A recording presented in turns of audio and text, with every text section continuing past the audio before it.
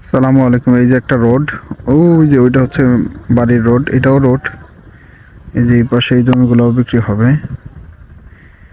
এখানে এই যে একটা বাউন্ডারি করা জমি, এটা কদিন আগে বিক্রি হয়েছে 28% না 29%। জায়গাটা সুন্দর জায়গা। এটার সাথেই এই যে একটা জায়গা বিক্রি হবে, এই যে পিলার, এটার থেকে ওই যে আইলের কোনার থেকে এই যে মাঝখানে একটা কোনার থেকে আইসা এই যে এখানে একটা বাঁশ পর্যন্ত।